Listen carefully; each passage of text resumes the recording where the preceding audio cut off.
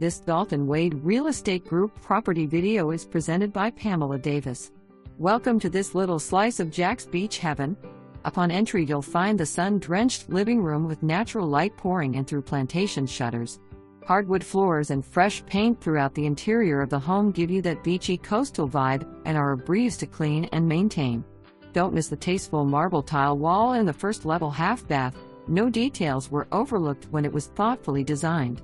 Make your way up to the second interior level to check out the stunning kitchen, including granite countertops, stainless steel appliances, and a built-in wine fridge. Enjoy breakfast indoors off of the kitchen or step outside the sliding glass doors to enjoy coffee on the rear balcony.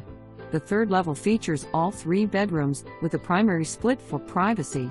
The main bedroom includes a walk-in closet with built-in shelving, a spacious bathroom with a walk-in shower and separate soaking tub, and a private front balcony.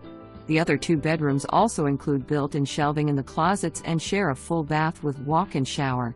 Parking will never be an issue, featuring an attached 2-car rear entry garage, 2 rear driveway spots plus 2 concrete pad parking spots directly in front of the home.